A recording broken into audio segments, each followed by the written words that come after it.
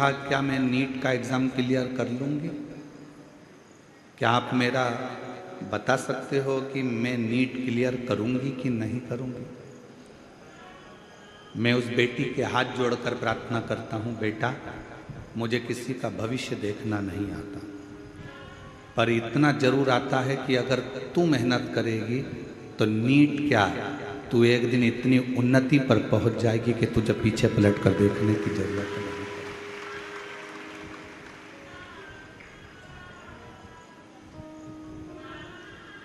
हमें हमारा खुद का भविष्य नहीं मालूम, हमें आपका भी भविष्य नहीं मालूम। अहमदाबाद के उस फ्लाइट के क्रैश होने पर उनको भी अपना भविष्य नहीं मालूम था कि हम बस केवल यहाँ से बैठकर उड़ेंगे और हमारे प्राण छूट जाएंगे। किसको मालूम है कब कहाँ कैसे जाना पड़ जाए, कब किसके प्राण कहाँ छूट जाए, कब किसको क्या मिल जाए, इसका कोई भरोसा नहीं। और तेरी कृपा का क्या है भरोसा, कब किस पर हो जाए, जरा सी हम पर कर दो, ओ जरा सी हम पर कर दो। तेरी कृपा का क्या है भरोसा, कब किस पर हो जाए, जरा सी हम पर कर दो, ओ जरा सी हम पर कर दो। जिस पर भी हो गई तेरी करुणा कृपा हो, भव पार हुआ, भव पार हुआ। पापी हो चाहे जितना, उसका भी बाबा उद्धार हुआ, उद्धार हुआ। गिद्ध अजामिल कणिका जैसे तेरे मन को भाए, जरा सी हम पर कर दो, ओ जरा सी हम पर कर दो। तेरी कृपा का क्या है भरोसा, कब किस पर हो जाए, जरा सी हम पर कर दो, ओ जरा सी हम पर कर दो। आपकी मेहनत, आपकी लगन, आपका परिश्रम आपको मंजिल तक ले जाए। एक खुद पर विश्वास करो, एक अपनी मेहनत पर, अपनी लगन पर, अपने कर्म पर विश्वास करो, और तीसरे नंबर पर विश्वास करो उस देवाधिदेव महादेव पर कि वो मुझे कभी डूबने नहीं देगा, मेरा हाथ पकड़कर मेरी मंजिल तक छोड़े।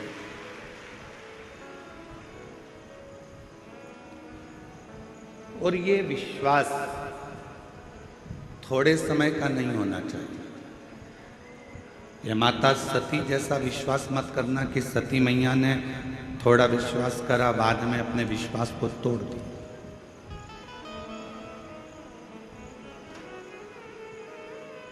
भरोसा समाप्त हो गया।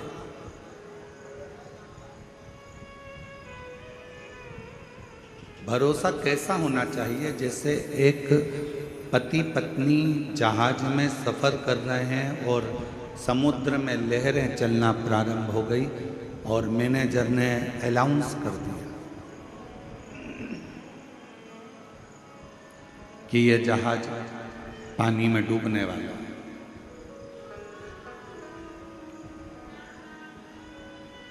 जिसको बचना हो बच। पत्नी ने सूचना सुनी, पति ऊपर लहरों का आनंद ले रहा था, समुद्री लहरें थी, ऊपर खड़ा था जहाज के। पत्नी नीचे से ऊपर आकर बोली, सब अपने अपने बच्चों को, अपनी अपनी पत्नियों को, परिवार को बचा रहे, चलो आप भी हमको बचाओ, ये जहाज पानी में डूबने वाला है। पति समुद्र की लहरों का आनंद ले रहा था, वो नीचे नहीं गया। पत्नी थोड़ी देर बाद फिर ऊपर आ गई। उसने फिर आकर कहा कि मैनेजर बोल रहा है, पायलट बोल रहा है कि यह जहाज डूबने वाला है। पायलट का अनाउंस हो गया है कि यह जहाज पानी में डूबने वाला है, तुम बचाओ अपनी पत्नी को, अपने बच्चों। व्यक्ति नीचे नहीं आया। थोड़ी देर बाद पत्नी फिर ऊपर गई और आकर कहा कि मुझे लगता है तुम अपनी पत्नी को मरा हुआ देखना चाहते हो। तुम तो ऐसे ही बोल दो ना, मैं तो मर जाऊंगी। जहाज के डूबने का भी क्यों इंतजार कर रहे हो, मैं तो वैसे ही मर जाऊंगी, तुम बोलो तो सही। पति से पत्नी लड़ने लगी, भिड़ने लगी, मर जाऊंगी मर जाऊंगी मर जाऊंगी। पति ने जेब में से बंदूक निकाली और पत्नी के सिर पर रख दी और सिर पर रखकर पत्नी से कहा, तू मरो मरो करती है, मैं तेरे को अब भी मार डालता। खटका दबने ही वाला था, इतनी देर में पत्नी हंसने लगी, मुस्कुराने लगी। पति ने पूछा कि तेरे सिर पर बंदूक रखी है, तू मरने वाली है, खटका दबने वाला है और तू हंस रही है, क्यों? पत्नी ने कहा, मैं जानती हूं कि तुम मेरे पति हो, तुम मुझे मार नहीं सकते, इसलिए मैं हंस रही हूं। पति ने कहा, जब तुझे अपने पति पर इतना भरोसा है कि वो तुझे मार नहीं सकता, उतना भरोसा मेरे शंकर भगवान पर है कि मुझे डूबने नहीं दे सकता। ये भरोसा होना चाहिए। नीट का एग्जाम देने वाली मेरी बेटी से निवेदन है कि तू चिंता मत कर, तू अपनी मेहनत कर। तुझे चिंता करने की जरूरत नहीं है। तुम्हारी मम्मी ने शंकर भगवान को अपना पिता माना है। यहां पर जितनी मेरी जीजियां बैठी हैं, सबने शिव जी को अपना बाप माना है। जब नाना ही अपना शंकर है तो फिर टेंशन लेने की जरूरत नहीं है, सब में सफलता मिलेगी। आप क्यों चिंता करना?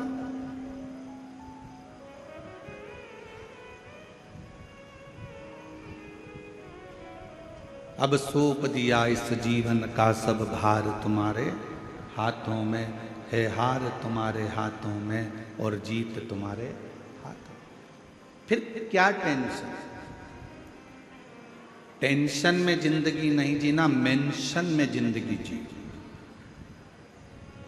टेंशन डुबा देगा और मेंशन तुम्हें हर संकट से बाहर निकाल देगा। प्रत्येक संकट।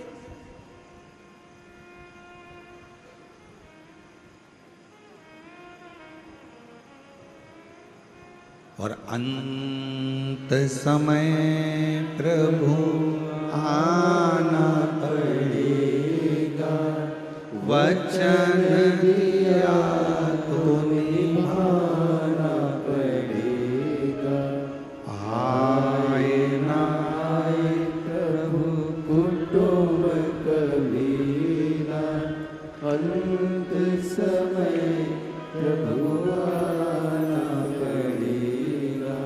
वचन दिया तो निभाना पड़ेगा, अंत समय प्रभु आना पड़ेगा।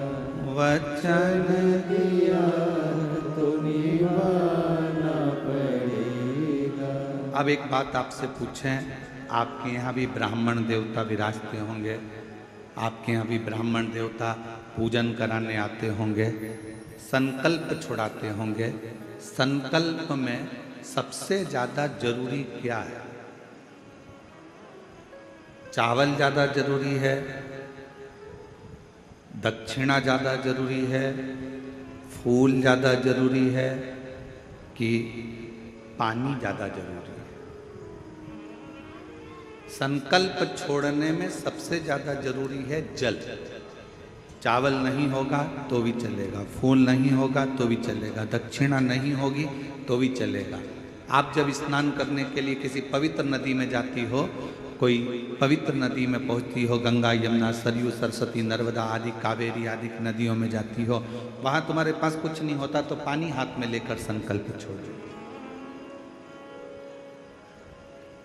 तुम्हारे पास में अगर चावल नहीं है, फूल नहीं है, बेलपत्र नहीं है, दक्षिणा नहीं है, कुछ भी नहीं है, तो भी अगर हाथ में जल है तो तुम्हारा संकल्प अर्थात वो छूट रहा है, ये निश्चित है।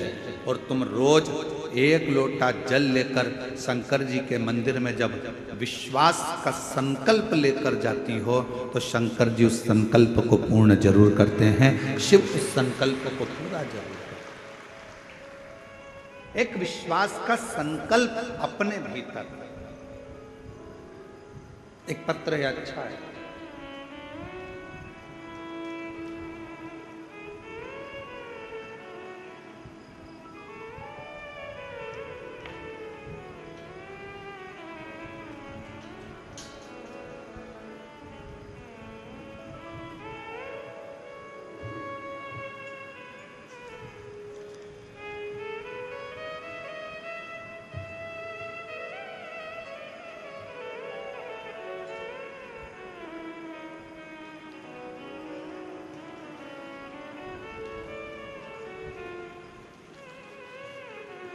मेरा नाम बृहस्पति साहू है।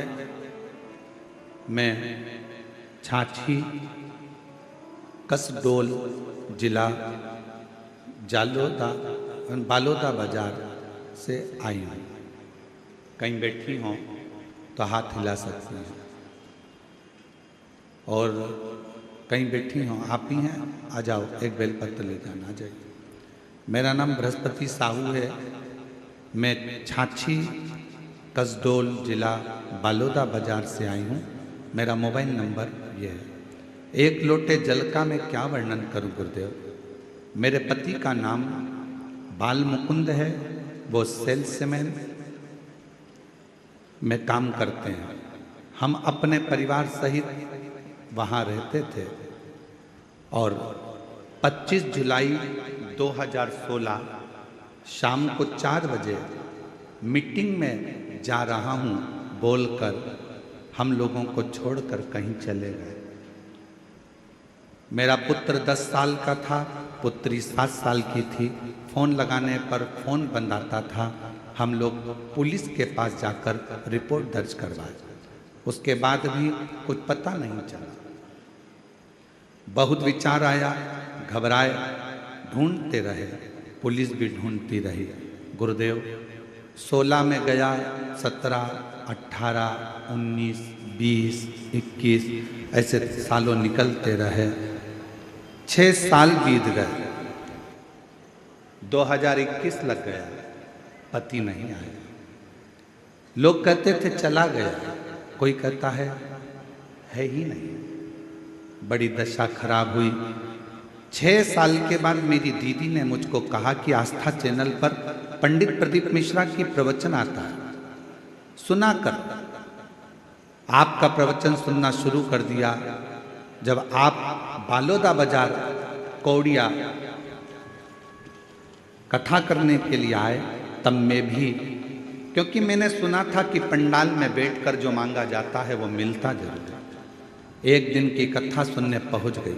बाबा से बोली, मैं भटक चुकी हूँ, पति को ढूंढते ढूंढते, अब आप ही ढूंढ कर लेकर आना। उसके साथ जब पशुपतिनाथ का व्रत करने लगी, व्रत रखने पर सभी का मनोकामना पूर्ण हो जाती है। मैंने भी व्रत गुरुदेव सन 2023 में चालू कर दिया। सिर्फ एक ही बार व्रत रखा, फिर बाबा से बोली, जैसा भी हाल में हो मेरा पति मुझे लौटा दो। 8 साल बीत गए गुरुदेव। बाबा की ऐसी कृपा हुई। बिल्कुल सत्य है गुरुजी कि कथा के पंडाल में बैठकर जब आप श्री शिवाय नमस्तुभ्यम कहते हो, बाबा से अपने दिल की बात कहने को कहते हो, ऐसा लगता है शंकर सुनता है। 9 दिसंबर 2024 को 8 साल के बाद मेरे पति मुझे ढूंढते ढूंढते अपने घर आ गए। बाबा की कृपा से 8 साल के बाद मेरे पति। 8 वर्ष के बाद ढूंढते ढूंढते पूछा गया कि तुम कहाँ चले गए थे? कहा किसी ने मेरी भ्रमति कर तक मुझे सुध नहीं था। 8 साल तक उसकी सुध चली। कहा कैसे? और तेरी कृपा का क्या है भरोसा, कब किस पर हो जाए जरा सी हम पर कर दो, जरा सी हम पर कर दो। 9 दिसंबर 2024 को सोमवार का दिन था गुरुदेव। सोमवार का दिन था। बाबा से बस मैंने इतना ही रो रो कर कहा, बाबा वो सीहोर वाला महाराज कहता है कि जो मांगोगे वो मिलेगा, तो क्या मुझे तू खाली रख देगा? तू तो मेरा बाप है ना, क्या अपने दामाद को नहीं ढूंढ सकता? और सोमवार के दिन मेरे बाबा ने कृपा कर कर मेरे पति को मेरे पास भेज। शिव ओघड़ी है। आप उसको एक विश्वास के साथ, एक भरोसे के साथ, दृढ़ता के साथ यदि ढूंढते हो तो वो क्यों ना। दुनिया वाले आज शिव महापुराण को नहीं समझ रहे। दुनिया के लोगों को तो केवल प्रदीप मिश्रा ने ये बोल दिया, प्रदीप मिश्रा ने वो बोल दिया, अपशब्द कह दिए, ताना दे दिया, ये कह दिया, वो कह दिया। जब तक जगत गुरु शंकराचार्य जी पृथ्वी पर थे उनको भी किसी ने नहीं जाना। शंकर के भक्त को पहचानने के लिए ना जाने कितने जन्म लेना पड़ेंगे, तब जाकर शिव भक्त को पहचान।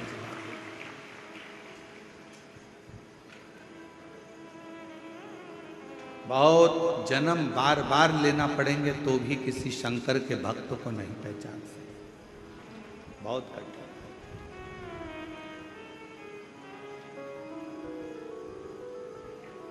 लाखों में शिव भक्त आते हैं। क्यों आएंगे ये? जब तक इनकी झोली बाबा भरेगा नहीं, तो ये एक कथा में आकर, 2 कथा में आकर, 5 कथा में आने के बाद कोई नहीं आएगा। ये भी दूसरे से जाकर कह देंगे मत जाना, हम तो 5 कथा में गए थे, हमारा नहीं सुना। जरूर मेरे बाबा ने इसका हाथ पकड़ा होगा तो इसने भी पड़ोसी से कहा होगा कि एक बार कथा जाकर कहीं पंडाल में जरूर। खाली नहीं रहना।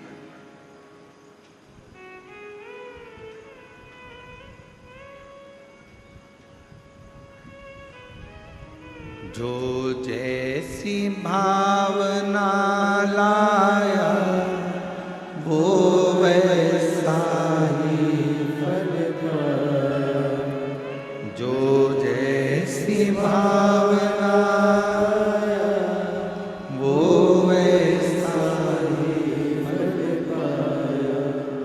नहीं खाली उसे लौटाया वो मन मन हर्षाया। नहीं खाली उसे लौटाया वो मन ही मन हर्षाया।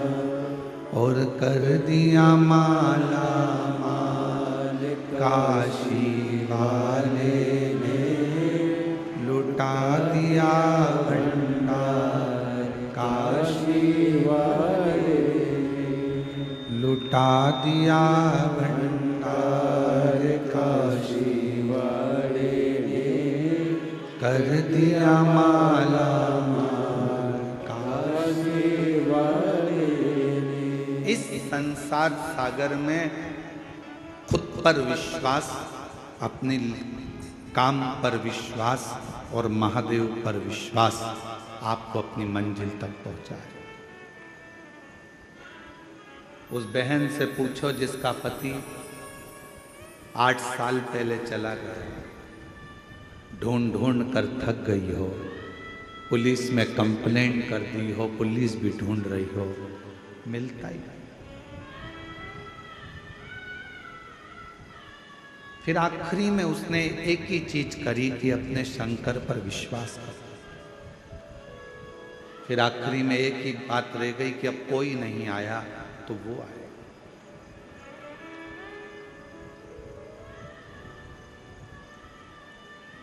करो भरोसा। विश्वास खुद पर करना, खुद की मेहनत पर करना और महादेव पर करना।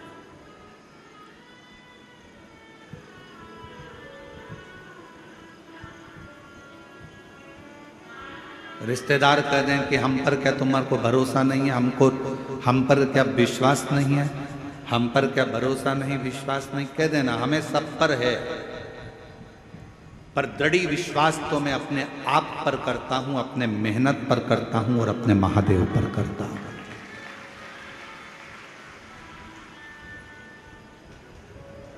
बाकी का मैं विश्वास मैं रखता हूं है।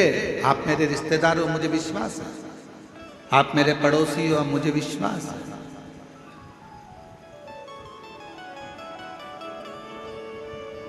पर मेरा भरोसा तो मेरा देव अधिदेव महादेव। अभी गुरु पूर्णिमा आ रही है, सब लोग गुरु जी बनाएंगे, कोई कहीं का गुरु जी बनाएंगे, कोई कहीं का गुरु जी बनाएंगे, सब गुरु जी बनाएंगे। पर शिव पुराण कहती है कि 50 बार विचार करना तब किसी को गुरु बनाना। 1000 बार सोचना तब किसी को गुरु बनाना।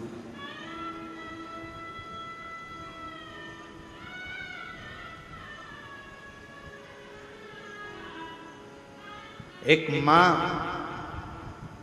अपने बच्चे को जन्म देती है और दूसरा गुरु अपने शिष्य को जन्म देता है।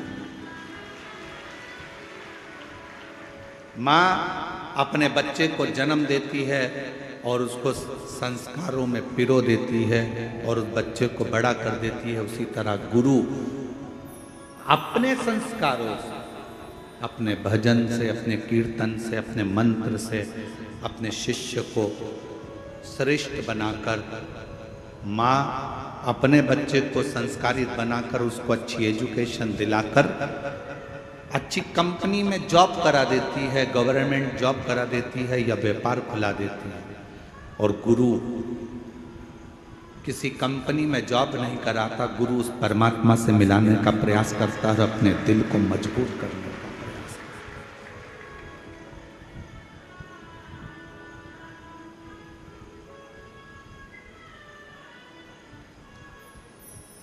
ढूंढो, कभी ऐसा गुरु मत ढूंढना जिंदगी में जो दूसरों की बुराइयों में लगा हो। कभी ऐसा गुरु मत ढूंढना जिंदगी में जो दिन भर निंदा में लगा हो। कभी ऐसा गुरु जीवन में मत ढूंढना कि जो लोगों के लिए अपशब्द कहता हो। कभी ऐसा गुरु मत ढूंढना जो जिंदगी भर बस श्राप देता हो, बद्दुआ देता हो, अपशब्द कहता हो। जिसके मुख से कभी भगवान का नाम प्रबलता में नहीं निकला, जिसके मुख से कभी गौ माता के कल्याण की बात ना निकली हो, जिसके मुख से कभी राष्ट्र के कल्याण की बात ना निकली हो, जिसके मुख से संसार के उद्धार की बात ना निकली हो, जिसके मुख से कभी छोटी बेटियों को बचाने की बात ना निकली हो, ऐसा गुरु नहीं चाहिए। गुरु वो होना जो हमारा भी कल्याण करे, राष्ट्र का भी कल्याण करे और जगत का भी कल्याण करे, वो गुरु हो। और नहीं मिले तो 1 लोटा जल चढ़ाकर शंकर जी के शिवलिंग पर स्पर्श कर कर उसको अपना गुरु मानकर उसकी आराधना कर।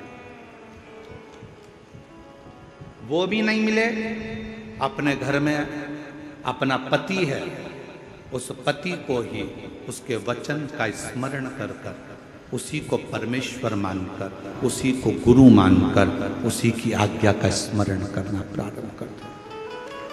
अपने घर में बुजुर्ग माता पिता हैं, अपने घर में बूढ़े सास ससुर हैं, उनको गुरु मानकर उनकी आज्ञा का सिरोधार्य कर कर, उन्हीं की सेवा कर कर, उनको गुरु मानकर अपने जीवन का कल्याण कर। अपने घर में कोई बुजुर्ग है, कोई बूढ़ा है, बुजुर्ग है, बहुत ज्ञानी है, वो उसने जिंदगी के थपेड़े बहुत खाए हैं, कोई ना मिले तो उसको गुरु बना। देवऋषि नारद का एक प्रसंग बड़ा सुंदर है। देवऋषि नारद जैसे ही भगवान विष्णु के दरवाजे पर पहुंचे तो भगवान विष्णु ने देखा देवऋषि नारद आए हैं, सिंहासन पर बैठ गए। देवऋषि नारद जब चले गए तो भगवान नारायण ने लक्ष्मी जी से कहा, जहाँ पर नारद बैठा था वहाँ गाय के गोबर से लीप दो। गाय का गोबर लाओ, लीपो। लक्ष्मी जी ने पूछा, देवर्षि नारद आकर बैठे थे कुर्सी के ऊपर, सिंहासन के ऊपर, और आप कह रहे हो कि उसको लीप दो, उसको लीप दो।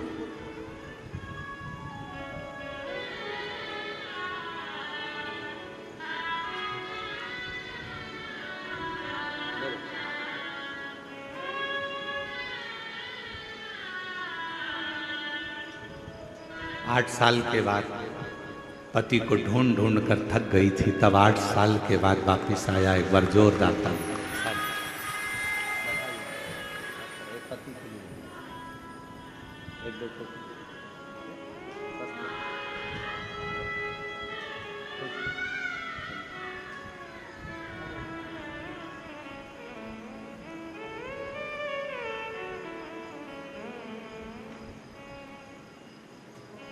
'शिव कथा कर, भगवान शंकर का चरित्र कर, शिव पुराण कर,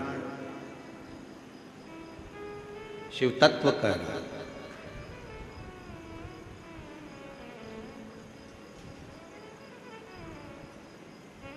देवर्षि नारद जिस सिंहासन पर बैठे थे वहां गोबर से लिपा रहे हैं भगवान नारायण। लक्ष्मी जी ने पूछा क्यों? कहा ये नुगरा है, इसने गुरु मंत्र नहीं लिया, गुरु मनाया नहीं है इसने जिंदगी में। नारद जी ने सुन लिया और भगवान विष्णु के पास आकर बोले कि मेरे जाने के बाद आपने गोबर से लीपा, क्योंकि मेरा गुरु दीक्षा नहीं हुआ है, मेरा गुरु मंत्र नहीं हुआ। क्या करूं मैं, किसको गुरु बनाऊं?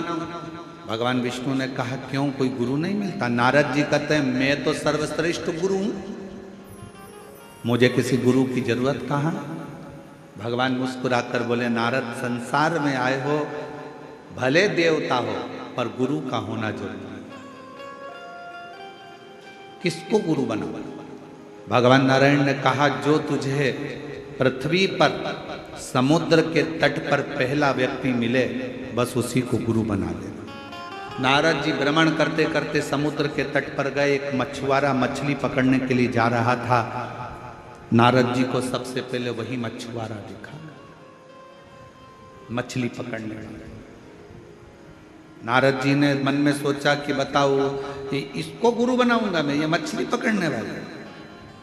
नारद जी ने मन में सोचा मैं इसको गुरु नहीं बनाऊंगा। नारद जी फिर भगवान विष्णु के पास में गए। प्रभु, वहां तो गुरु के रूप में एक मछली पकड़ने वाला मिला। नारद जी से भगवान ने कहा कोई भी मिला हो पर गुरु तो बनाओ। नारद जी ने जाकर मछली पकड़ने वाले मछुआरे के हाथ जोड़कर कहा कि मैं तुमको गुरु बनाना चाहता हूं। मछुआरे ने कहा फालतू बात मत कर, कोने में बैठ जा, मछली पकड़ने जाना है, मुझे देरी हो रही है। चुप। नारद जी चुप होकर बैठ गए। मछुआरा फिर आया। नारद जी ने कहा कि मुझे मंत्र दे दो। चुप। नारद जी चुप बैठ गए। नारद जी ने सोचा मंत्र एक ही मिला है, इसके मुंह से केवल चुप। तो नारद जी भी उसी मंत्र का स्मरण करते करते भगवान विष्णु के पास जाकर कहे प्रभु, गुरु भी मिला तो ऐसा गुरु मिला जिसने मंत्र तक नहीं दिया, केवल कह दिया चुप, इसके सिवाय कोई मंत्र नहीं देता। ऐसा गुरु किस काम का? भगवान विष्णु को क्रोध आ गया। नारायण ने कहा नारद, तुमने मेरे पास आकर अपने गुरु की निंदा करी है, मैं तुम्हें श्राप देता हूं, 84 लाख योनियां तुम्हें काटना पड़ेगी। 84 लाख योनियों के चक्कर काटना पड़ेंगे तुमको। नारद जी तो हाथ जोड़कर खड़े हो गए, क्षमा कर दो प्रभु, मुझसे गलती हो, अब तो मुझे 84 लाख योनियां काटना पड़ेंगी, अब करूं क्या? लक्ष्मी जी से पूछा आप बताओ। लक्ष्मी जी बोले मैं क्या बताऊं। फिर पहुंचे ब्रह्मा जी से कि मुझे 84 लाख योनियां काटना है पृथ्वी पर, आप बताओ क्या करूं।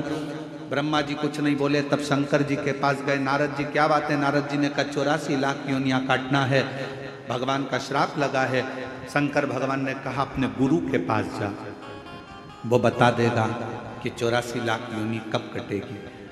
गुरुजी से जाकर कहा, मछली पकड़ने जा रहा था मछुआरा, गुरुजी के पांव पकड़ लिए, अब तो छोड़ता नहीं नारद, कृपा करो।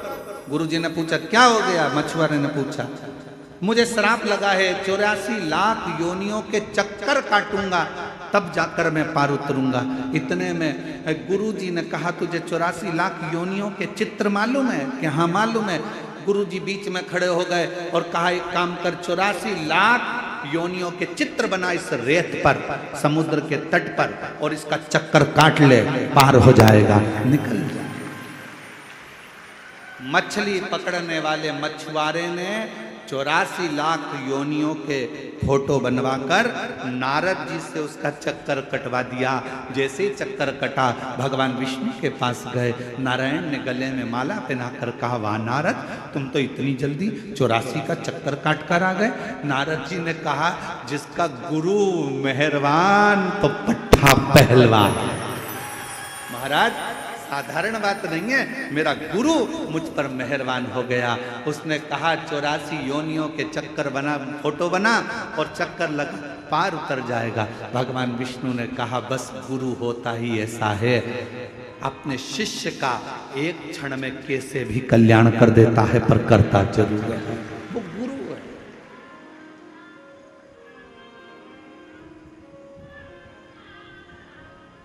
महाराज इसीलिए शास्त्र कहता, ओम कहने से तर जाएगा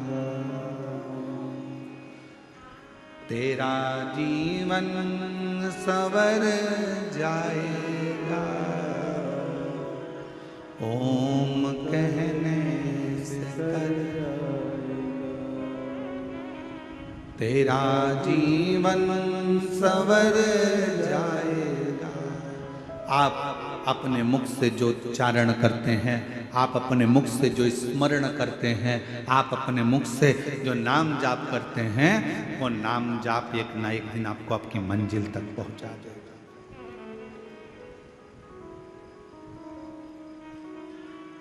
दिल से किसको गुरु मानते हो वो आपके ऊपर निर्भर करता है।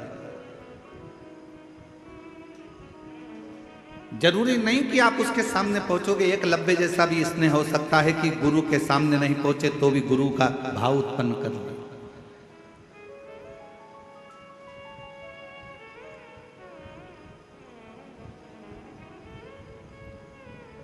बस हृदय की पुकार, हृदय की। जरूरी नहीं कि कहीं आपको गुरु को ढूंढने जाना पड़े। जरूरी यह है कि अपना दिल कहाँ राजी होता है, कौन है जिसके शब्द हमारे हृदय में पहुंच जाएं और हमें भगवान से मिला दें। बस वो। और गुरु बिन ज्ञान न उपजे, गुरु बिन संशय ना मिटे। जीवन में संशय को मिटाने वाला भी अगर कोई गुरु हो, भले आपकी सास हो, आपके ससुर हो, पति हो, पत्नी हो, यहां तक शास्त्र कहता है, माता देवहूति ने तो अपने बेटे को गुरु बना लिया था, कपिल महाराज। कोई तुमसे कहे गुरु जी कैसी बात करते हो, क्या अपने रिश्तेदार को गुरु बना? क्यों नहीं? माता देवहूति ने अपने पुत्र बेटा कपिल महाराज को अपना गुरु बनाया था। और कपिल महाराज ने अपनी मां को ज्ञान दिया था, मां बुढ़ापे में आंखों से अगर दिखना बंद हो जाए तो इन आंखों से ना देखते हुए भीतर की आंख से अंदर बैठे हुए परमात्मा को देखना चालू कर दे। ये कपिल महाराज बोले। कपिल देव महाराज ने कहा अपनी माता देवहूति से, मां बुढ़ापे में अगर सुनना बंद हो जाए, इंद्रियां काम करना बंद कर दे, तो अपने भीतर की आवाज सुनना प्रारंभ कर दे। कपिल देव महाराज ने कहा, मां अपने भीतर की आवाज सुन।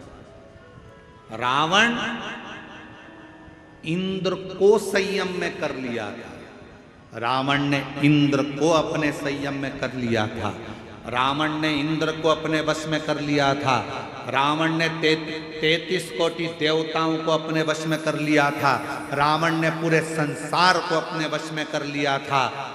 केवल रावण एक चीज वश में नहीं कर पाया था, वो खुद की इंद्रियां थी, जिसको रावण ने वश में नहीं करा था। इंद्र को वश में करना सरल है, पर इंद्रियों को वश में करना कठिन है। ये इंद्रियां बड़ी विचित्र है। कल एक व्यक्ति को आवाज सुनाई नहीं दे रही होगी, तो वो वहां खड़ा होके आवाज लगाने लगा, नाचने लगा। तो एक खड़े होके उसको देखने लगा, दूसरा खड़ा होकर उसको देखने लगा, तीसरा खड़ा होकर उसको देखने लगा, चौथा खड़ा होकर उसको देखने लगा। थोड़ी देर बाद देखा तो पूरा पंडाल उसको देखने लगा। फिर मालूम पड़े ये भी देखने लगे, फिर मालूम पड़े उधर के भी देखने लगे। फिर उधर कोई चिल्लाया, वो नाच रहा था, पुलिस वाले उसको बिठा रहे थे, काय को नाच रहा है भैया, कथा चल रही है, जब नाचने का समय आए तब नाचना। वो तो नाचने लगा तो उधर के लोग खड़े हो गए, फिर इधर के लोग उधर देखने लगे, फिर उधर के उधर देखने लगे। जरा विचार करो, अपनी इंद्रियां, ये नेत्र, ये जिह्वा, ये श्रवण, ये मन, अपनी इंद्रियां अपने संयम में नहीं हो पा रही, तो हम परमात्मा को कैसे देख पाएंगे। रावण इंद्र को अपने काबू में कर लेता, अपने कब्जे में।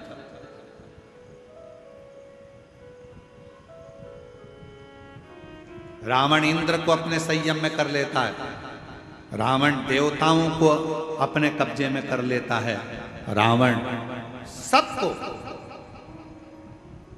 अपने अधीन कर लेता है। पर लंका का राजा रावण अपनी इंद्रियों को अधीन नहीं कर पाया। जानकी जी को देखा, इंद्रियां बिगड़ गई, लेकर आ गए। बहन सूर्पनखा ने कुछ कहा, इंद्रियां बिगड़ गई, गुस्से में लाल हो गया।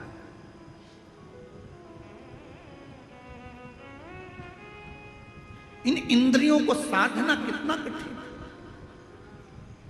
अरे आज के जमाने में अच्छे अच्छे महात्मा, संत, महाराज, बड़े बड़े जितने भी हैं, इंद्रियों को साधना सबसे कठिन काम है कि ये अपनी इंद्रियों को भी साध।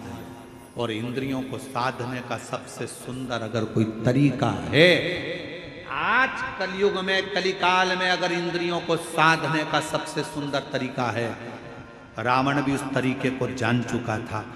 रावण ने विचार कर लिया था, मैंने इंद्र को अपने कब्जे में कर लिया, मैंने इंद्र को अपने संयम में कर लिया, मैंने देवताओं को अपने अधीन कर लिया।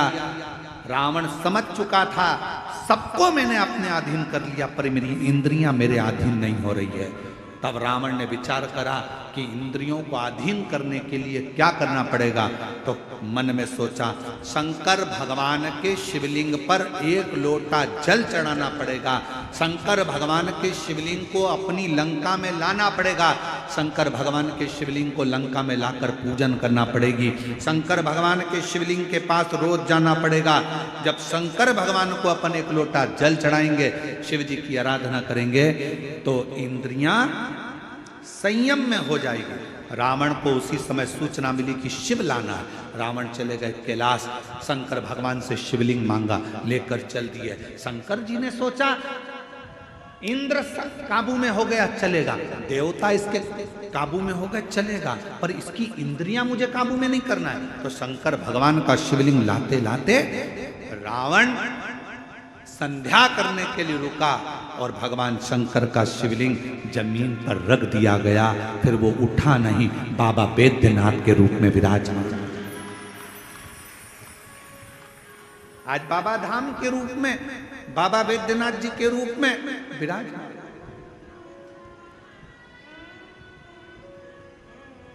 शिव जी नहीं चाहते थे कि ये इंद्रियां संयम में हो।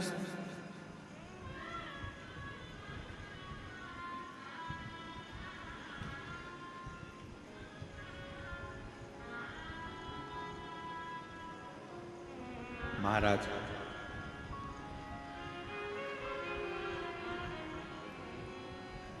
ये इंद्रियां संयम में हो, ये बहुत कठिन विषय है। आज के जमाने में कली काल में इंद्रियों को संयम में लाने के लिए सबसे सुंदर तरीका है एक लोटा जल सारी समस्या का। यह हमारी इंद्रियों को भी संयम में,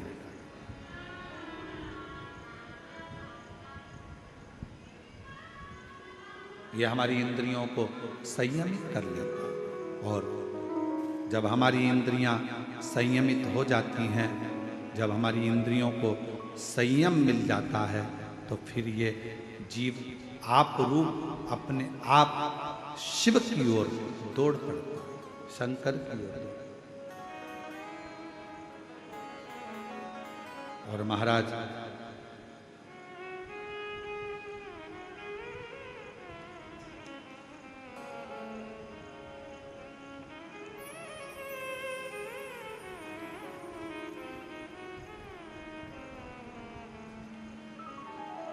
इन इंद्रियों का संयमित होना ये निश्चित करता है कि हम शिव के कितने करीब हैं।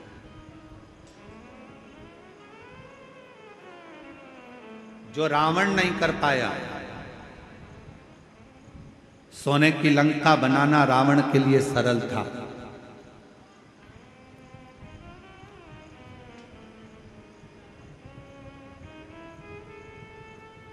परिवार को बसाना रावण के लिए सरल था।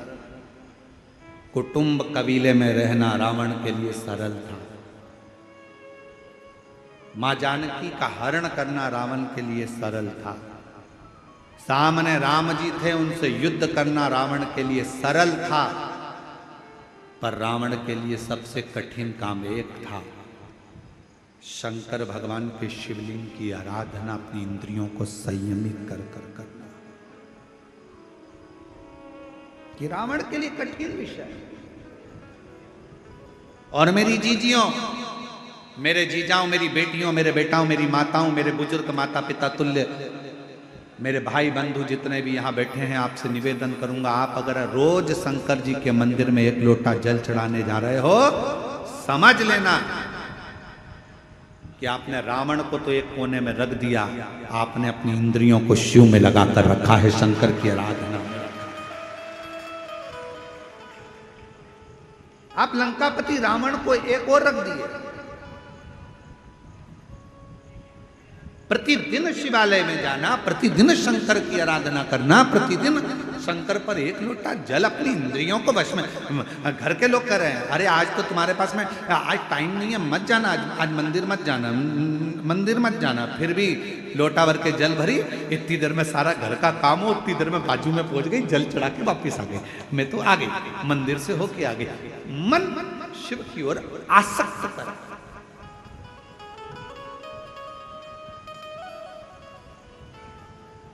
एगो बहन आई हैं, शायद रायपुर से हैं, वो जीजी कल बोल रही थी, मिल दर्शन के लिए आई थी जब, कि गुरुजी ये बोलो, ये बताओ कि आप कथा में कह रहे थे कि भगवान शंकर के लिए समय मत बांधना, सुबह 9 बजे बांधोगे तो वो अर्चन डाल देगा, 10 बजे बांधोगे तो अर्चन डाल देगा, 11 बजे डालोगे तो अर्चन डाल देगा। कल वो प्रश्न कर रही थी, शायद है कि गई पता नहीं, तो वो प्रश्न कर रही थी कल। तो मेरा उन बहन से निवेदन है, शंकर भगवान समय नहीं बांधने दे रहे हैं, इसलिए नहीं बांधने दे रहे हैं कि बाप से मिलने का कोई समय नहीं होता। तुम्हारा जब मन पड़ जाए तब अपने बाप से मिलने पहुंच, अपने पिता से।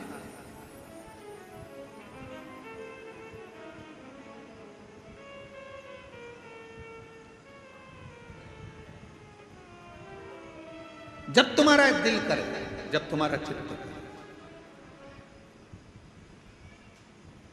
फूलों की कलियों में, काशी की गलियों में, फूलों की कलियों में, काशी की गलियों में, तेरे बिना कुछ नहीं ना,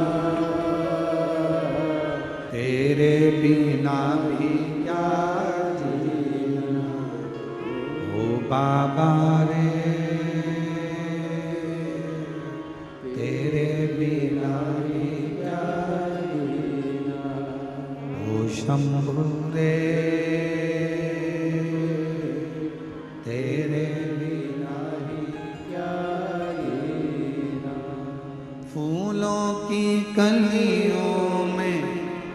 काशी की गलियों में, फूलों की गलियों में, काशी की गलियों में, तेरे बिना कुछ कहीं ना, तेरे बिना भी क्या जीना, ओ, तेरे बिना भी क्या जीना, ओ बाबा रे, तेरे बिना भी क्या जीना, ओ शंभू रे, तेरे बिना उसके बिना सब सूना लगे, सब सूना। कोई मीडिया वाले पूछ रहे थे किसी बहन से, हमने तो किसी ने भेजा तो ललित जी के मोबाइल पर सीहोर पहुंचा होगा तो देखा, किसी मीडिया वाले ने यहीं छत्तीसगढ़ में ये निकुंभ की कथा में एक बहन जी से पूछा, बताओ आपको यहाँ आकर कैसा लग रहा है, कहाँ से आई है? उसने कहा मैं वहां से आई हूं, इतनी दूर से। मीडिया वाला बोला हाँ, कैसा लग रहा है? उसने कहा अपने बाप के घर में बेटी को हमेशा अच्छा ही लगता है। कथा में पूछा जाता है, सोशल मीडिया, यूट्यूबर पूछते हैं आपको कैसा लग रहा है यहाँ आकर, माताएं जवाब देती है अपने बाप का घर है, पिता का घर है। शिव महापुराण की कथा नहीं है, ये मेरे पिताजी से मिलने का एक स्थान है जहां पर बेटी अपने बाप से कहने के लिए आती है। फिर एक ट्रेगल साइकिल चलाने वाले, किसी के पाँव में तकलीफ थी, कोई ट्रेगल साइकिल चलाने वाले कोई भाई से पूछा, उसका भी यूट्यूब पे डला हो, उससे पूछा तुम अपनी साइकिल से आए इतनी दूर? हाँ। कितना किलोमीटर दूर? कहा 35 किलोमीटर दूर साइकिल चलाकर आना। हाँ, किसके लिए? तो वो ट्रेगल साइकिल वाले ने कहा देव अधिदेव महादेव के लिए, मन में था इसलिए, मन में था, पहुंच। और देखो ये लाखों की जो भक्ति दिख रही है, लाखों शिव भक्त यहाँ आए हैं, ये आप लोगों की भक्ति ही आपको लाई। अब आप इतनी सारी संख्या में यहाँ पहुँचे हो तो मेरे शंकर भगवान तुम तो यहाँ पहुँच जाते हो, तुम्हारे कथा में आने से आधे से ज़्यादा टेंशन शंकर जी को हो जाता है कि अभी आके बैठ गई है, आ गया है तो इसको देना तो पड़ेगा। देखो भाई, शादी में अगर आए हो तो फिर तुम जिसके घर आए हो तो उसको मिठाई का डब्बा या साड़ी या कपड़ा तो देना ही पड़ता है। उसी तरह जो शिव महापुराण की कथा में जाकर बैठ जाता है, शंकर भगवान को उसको देना तो पड़ता ही।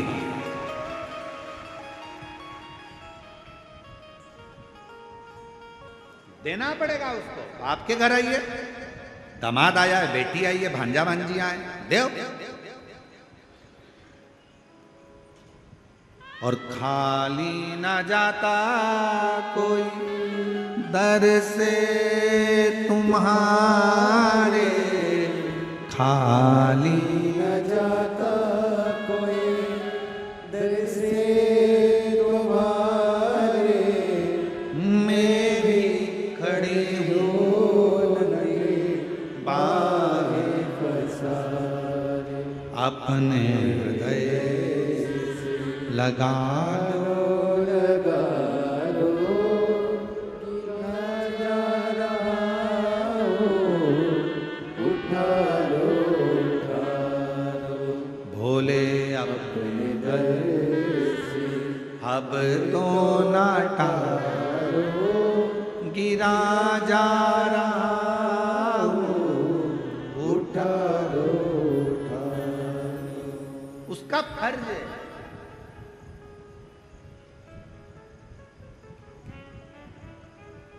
कितना एक संत ने कहा, हमने किसी के मुख से सुना,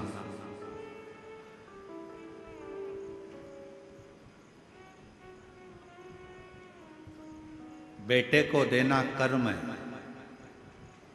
किसी के मुख से सुना था, बाप अगर बेटे को दे रहा है, जमीन दे रहा है, घर दे रहा है, प्रॉपर्टी दे रहा है, पैसा दे रहा है, बेटे को देना कर्म है, पर बेटी को देना धर्म है।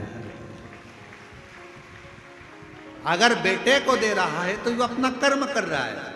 जो पिताजी दादाजी कर गए जमीन अपने को देगा, अपन अपने औलाद को देगा। पर बेटी को अगर कोई बाप दे रहा है तो वो कर्म नहीं कर रहा, वो धर्म कर रहा है। अपनी बेटी को देकर अपने हाथों से पुण्य कर आगे बढ़ रहा धर्म। इसलिए शायद मेरे भोले बाबा भी यही क्रम करते हैं। इतनी सारी मेरी जीजियां आती हैं ना, बेटियां, तो उनको देकर धर्म उत्पन्न कर लेते हैं। ये देना मेरा धर्म है। आया है, खाली ना चले जाए, इसकी झोली भरना, इसको खुशियां देना, इसको प्रदान करना, आया है।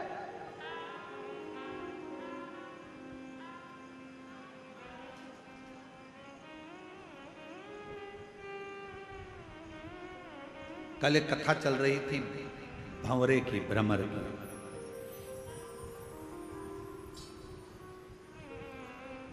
शिवजी ने पार्वती जी से पूछा था कि बचपन में मैंने तुम्हारे पास में मधुमक्खी भेजी थी, भंवरा भेजा था।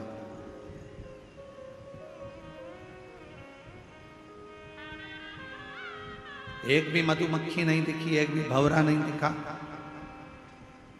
वो मधुमक्खी वो भंवरे कहाँ चले गए? पार्वती जी मुस्कुराती रहीं और शिव जी की ओर देखकर कहती रहीं कि प्रभु, जितनी मधुमक्खी आती थी मेरी तप साधना में, जब मैं शंकर भगवान के पार्थिव शिवलिंग का पूजन कर रही थी, और मधुमक्खी जितनी आती थी, जितने भंवरे आते थे, वो मुझे पास में आकर गुंजायमान होते थे, मेरे आसपास में घूमा करते थे। पार्वती जी कहती हैं, मैंने उन सबको अपने में समाहित कर लिया, सबको अपने में समाहित।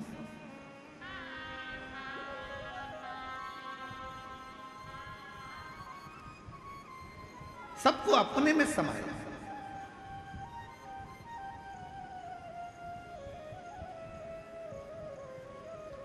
और कलयुग का सबसे बड़ा एक फल है,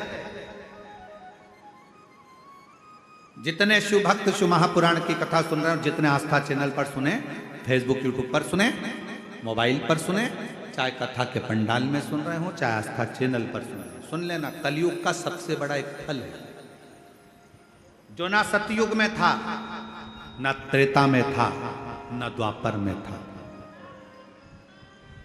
वो फल कलयुग को मिला। कौन सा फल है? जो सतयुग में नहीं मिला, न त्रेता में मिला, न द्वापर में मिला। कलयुग में वो फल भगवान शंकर ने कली काल के मनुष्यों को दिया है। एक अलग से ऑफर, एक अलग से फल मेरे शंकर जी ने कलयुग को दिया। कौन सा फल? कलयुग का सबसे बड़ा फल है, अगर कोई भगवान के नाम को जप रहा है, राम नाम, कृष्ण नाम, शिव नाम को जप रहा है, कोई दत्त नाम, कोई देवी नाम, कोई आराधना, किसी भी देवता का नाम अगर कोई जप रहा है, मात्र जप रहा है, कलयुग में सबसे बड़ा फल है। अगर मंत्र जाप करने वाले का, नाम जाप करने वाले का भी कभी दर्शन हो जाएगा कलयुग में, तो उसका भी उद्धार हो जाएगा। ये कलयुग के लोगों के लिए है। सतयुग में नहीं था ऐसा, त्रेता में नहीं था, द्वापर में नहीं था। कलयुग में तुलसी बाबा ने लिख दिया, कलयुग केवल नाम आधारा। नाम जितना जपोगे, भगवान को जितना भजोगे, जितना नाम का स्मरण करोगे, उतना उतना संसार का भी कल्याण होगा और अपना भी कल्याण, जग का भी कल्याण हो रहा है और अपना भी कल्याण।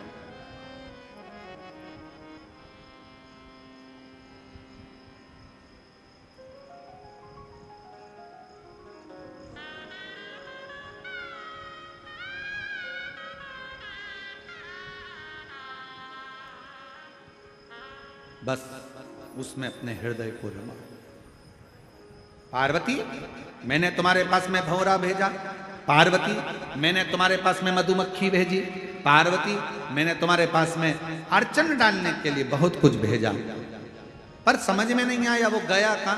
पार्वती जी कहती हैं प्रभु आपकी आराधना करते समय, आपकी साधना करते समय, आपके मंदिर में जाते समय, आपकी कथा का स्मरण करते समय अगर कोई बड़ी दुख अर्चना, कुछ अगर अड़ंगा भी आ रहा है, कुछ अड़चन आ रही है, तो वो आपके भजन से, आपके स्मरण से, आपके कीर्तन से समाप्त हो जाती है।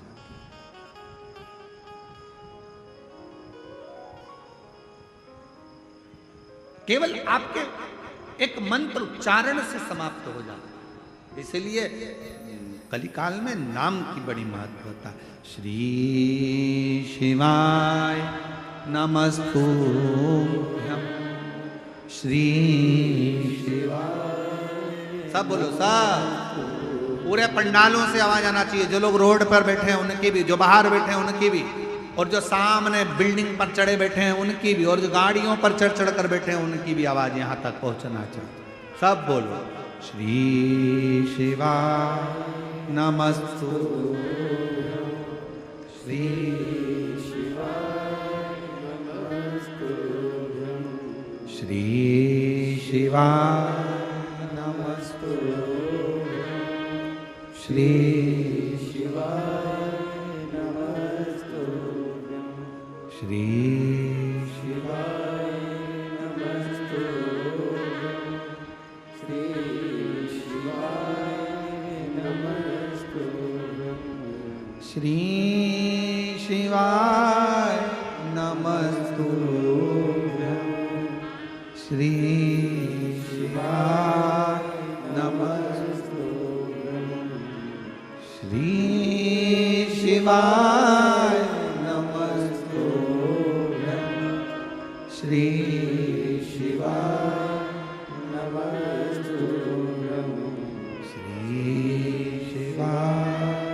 नमस्तुभ्यं, श्री शिवाय नमस्तुभ्यं। आप उच्चारण करें। कलिकाल में मंत्र, शिव महापुराण तो यहां तक कहती है कि शिव कथा सुनकर जाने वाला व्यक्ति जिस रास्ते से निकल कर जाता है, जिस गांव में जाता है, उस गांव में अगर कोई जवानी में, कुंवारे में, अधोगति में, एक्सीडेंट में या कोई बीमारी में कोई मर भी गया होता है, तो मात्र उसके शरीर की छू कर जाने वाली हवा उन जीवों का भी कल्याण कर देती है। इतना शिव महापुराण।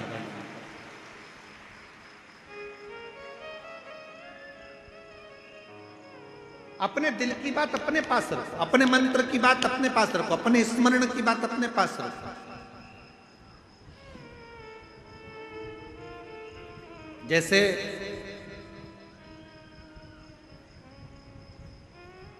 आज के जमाने में साइबर क्राइम ज्यादा हो रहा है।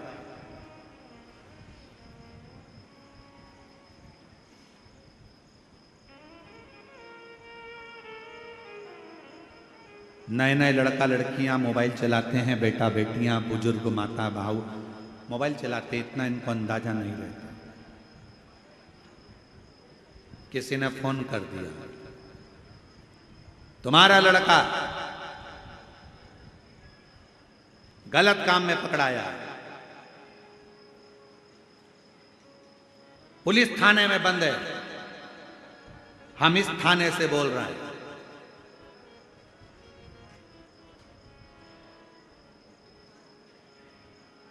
अगर लड़के को छुड़ाना है तो ऐसा करना पड़ेगा। तुम्हारे मोबाइल पर एक ओटीपी आएगा,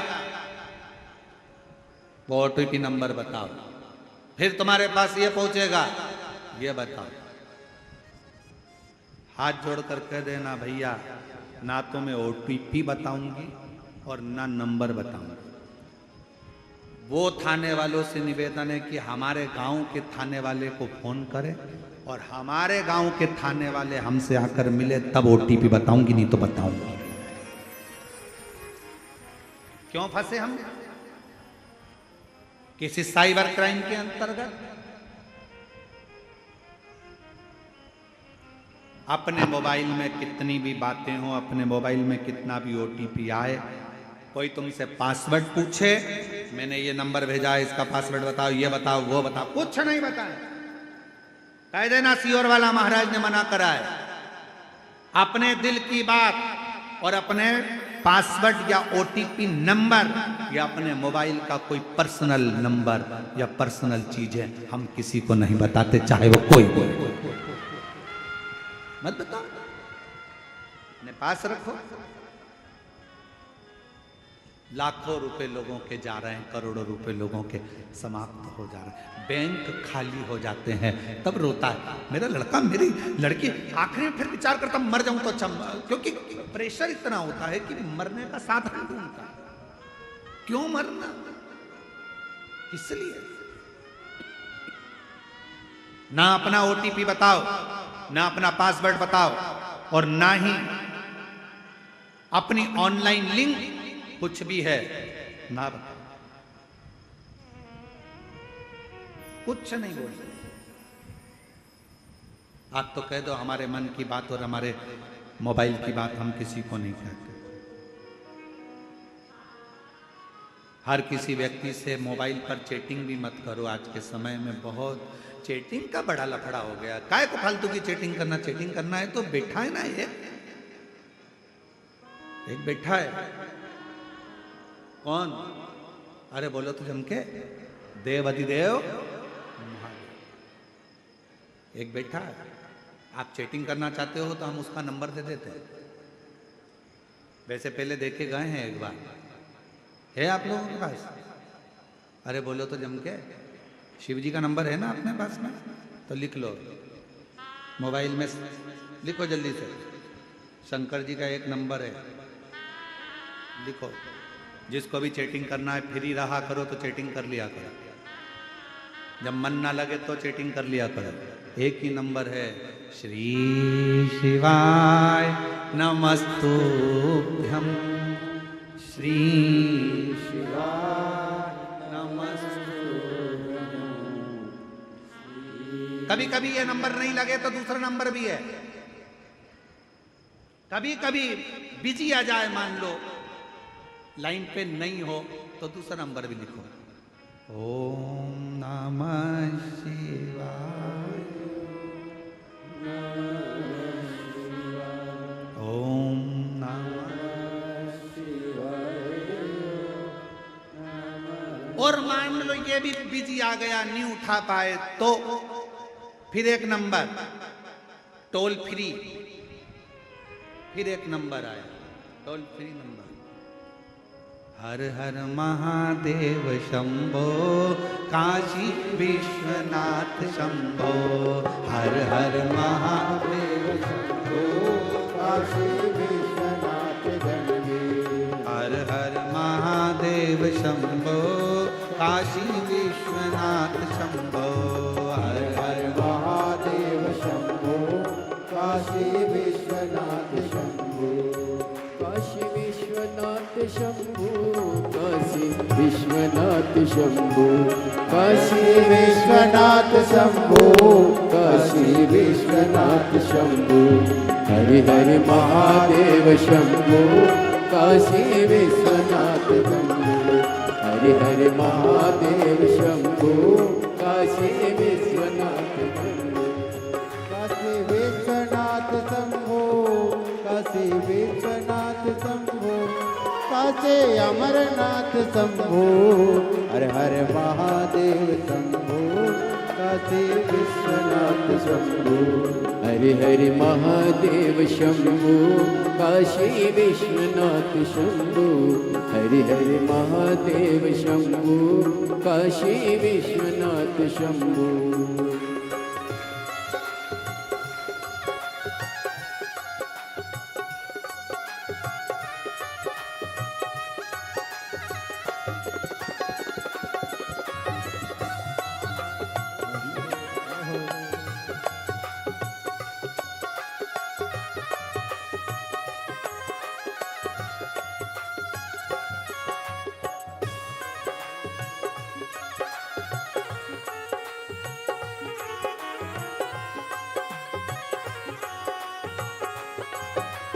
जय हो।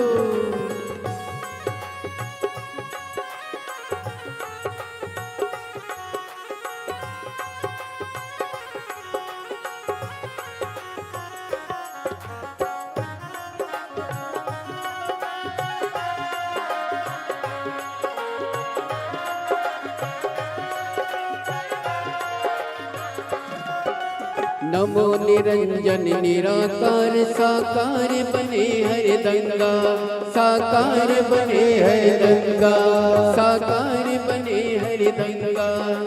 नमो निरंजन निराकार साकार बने हरदंगा, साकार बने हरदंगा। कलित कपूल भाल और राजत पिए हाल हलभंगा। हरि हर महादेव शंभो काशी विश्वनाथ गंगे। हरि हर महादेव शंभो काशी विश्वनाथ गंगे। काशी विश्वनाथ गंगे, काशी विश्वनाथ गंगे।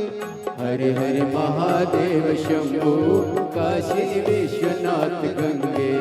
हरि हर महादेव शंभो काशी विश्वनाथ गंगे। गंगे काशी विश्वनाथ गंगे, काशी विश्वनाथ गंगे, काशी विश्वनाथ गंगे। हरि हर महादेव शंभो काशी विश्वनाथ गंगे। हरि हर महादेव शंभो काशी विश्वनाथ गंगे।